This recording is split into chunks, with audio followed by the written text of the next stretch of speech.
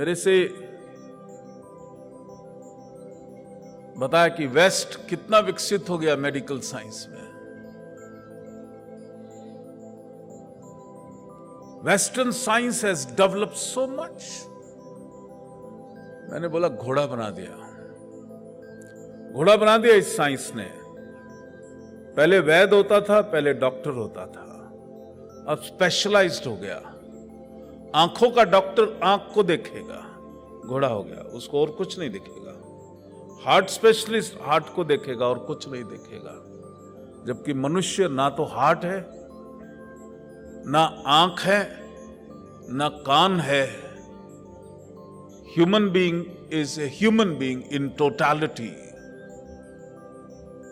Medical science की भाषा में मनुष्य, the human being is a community of 55 trillion cells and every cell has the mind of its own। तो एक अगर बॉडी को देख रहे हो तो उसमें 55 ट्रिलियन माइंड काम कर रहे हैं। और मैं तो ये कहने आया हूं कि टोटलिटी में देखना, शरीर को खाली शरीर ही नहीं देखना, वो जो 5 शरीर हैं उसको भी देखना, मन को देखना, चेतना को देखना। इसलिए सोच, शिव योग कहता है, शिव योग इज नोइंगनेस। हर चीज का ज्ञान होना चाहिए, हर चीज का ज्ञान होना चाहिए। जो चिंता है, हर कोई कहता मुझे चिंता है, आपसे मिलना है, क्यों मिलना है, क्यों चिंता बताएंगे। मैं धीरे से कहता हूं तुम चाहते क्या हो, चिंता बाद में बताना।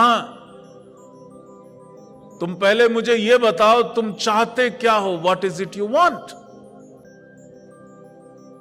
क्योंकि जब तक तुम्हें यह नहीं मिलेगा, खुशी मिलेगी लेकिन क्षण भंगुर होगी, उसके बाद फिर से दुख। बेटा बड़ा हो गया, अब उसकी शादी हो जाए, शादी हो गई, बहू आ गई, बहू आपको पसंद नहीं करती, 2 खुशी मिल गई, बेटा हो गया था, अब बहू आ गई, अब फिर से परेशानी शुरू हो गई, बहू आपको पसंद नहीं करती। फिर उसके बाद थोड़ा और बूढ़े हो गए तो बेटा ने कहा मेरे को नहीं समझ आती, तुम बाहर निकलो।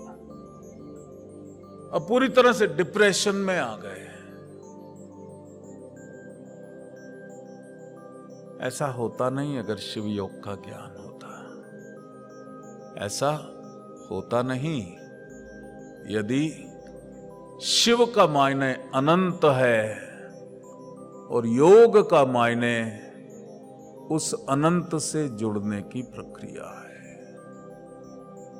और वो शिव बाहर नहीं है, वो शिव तुम्हारे भीतर है। God is not outside, the God is with in you. तो शिव योग का सही मायने है इमर्जिंग इनफाइनाइट।